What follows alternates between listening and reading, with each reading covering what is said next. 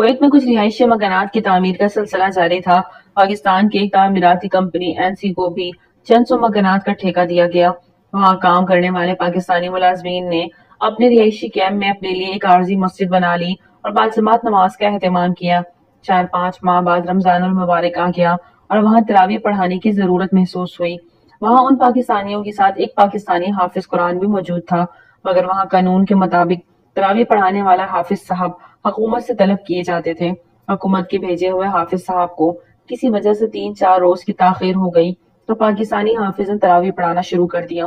حکومت کی طرف سے بھیجا گیا حافظ بھی وہاں پہنچ گیا اور اتفاق سے عین اس وقت پہنچا جب پاکستانی حافظ تراویح پڑھا رہا تھا۔ تراویح ختم ہوئی تو عربی حافظ صاحب نے پاکستانی حافظ کو قریب بلایا اور کہا، ترجمہ، یعنی تمہیں کس نے یہ اختیار دیا ہے کہ تم ہماری کتاب قرآن سے کھیل کھیلو؟ کیا تم اسے ایک ہی رات میں ختم کرنا چاہتے تھے؟ پاکستانی حافظ صاحب حیران و پریشان ہو کر ادھر ادھر تکنے لگے۔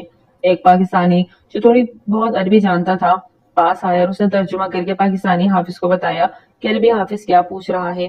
پاکستانی حافظ نے جواب دیا، میں نے کون سی غلطی کر دی؟ عربی حافظ جواب میں بولا، کیا تم لوگ قرآن کو اس طرح پڑھتے ہو جیسے موٹر سائیکل کی پھٹ پھٹ پھٹ پھٹ پھٹ؟ اور مجھے ذرا یہ بتاؤ کہ تم کو میری زبان سمجھ نہیں آ رہی اور تم نے قرآن کیسے یاد کر لیا؟ بولو، کیا تم نے قرآن میں قرآن پڑھنے کے اصول نہیں دیکھے؟ قرآن کیسے پڑھا جاتا ہے؟ کیا تم نے یہ آیت نہیں پڑھی؟ اور ہم نے قرآن کو وقفتاً اس لیے اتارا کہ تم مہلت کے ساتھ اسے لوگوں کو پڑھ کر سناؤ اور اس کا مطلب انہیں ذہن نشین کرواؤ۔ اور پھر ایک اور آیت نہیں دیکھی تم نے، وَرَتِّلِ الْقُرْآنَ تَرْتِیلًا، اور قرآن کو خوب ٹھہر ٹھہر کر پڑھو۔ پھر تم کیسے اس طرح بھاگم بھاگ چلے جا رہے ہو؟ تم نے قرآن کو مقتدیوں کے ذہن نشین تو کرایا ہی نہیں، تم تو اسے ایک ہی رات میں ختم کرنے پر تلے ہوئے نظر آئے۔ پاکستانی حافظ صاحب نے ٹوٹی پوٹی عربی میں کہا کہ قسم ہے یا شیخ میں کچھ نہیں سمجھا کہ آپ کیا کہہ رہے ہیں۔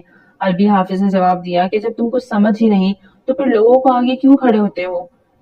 تم بہت تیز رفتاری سے قرآن پڑھتے ہو، یہ جو لوگ تیرے پیچھے کھڑے ہیں یہ سنتے ہوں گے مگر سمجھ کچھ نہیں رہے ہوں گے۔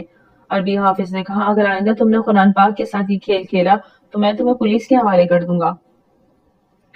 ساتھ ہی یہ تو صرف ایک واقعہ ہے، مگر دیکھا جائے تو یہ پاکستان میں گھر گھر کی کہانی ہے۔ حیدر رسالت میں جب قرآن پاک پڑھا جاتا تھا تو سننے والوں کی کیا کیفیت ہوتی تھی؟ اللہ فرماتا ہے، اور جب یہ لوگ وہ کتاب سنتے ہیں جو ہم نے نازل کی اپنے پیغمبر پر تو ان کی آنکھوں کی طرف دیکھو یہ کیسے آنسو روا دوا ہے، اس لیے کہ انہوں نے حق بات پہچان لی۔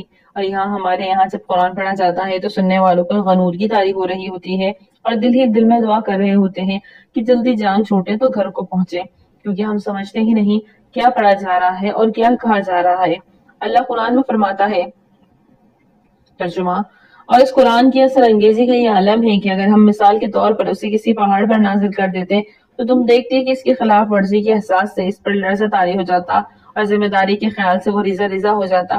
اس قسم کی مثالیں اس لیے دی گئی ہیں کہ لوگ سمجھیں، عقل و فکر سے کام لیں اور سوچیں کہ قرآن کن کن عظمتوں کا مالک ہے، اس میں کون سا عظیم انسانی فلاحی نظام پیش کیا گیا ہے، اس پر عمل کرنے میں کون کون سی کامیابیاں بیان کی گئی ہیں اور اس کی خلاف ورزی سے کیا نتائج برآمد ہوں گے۔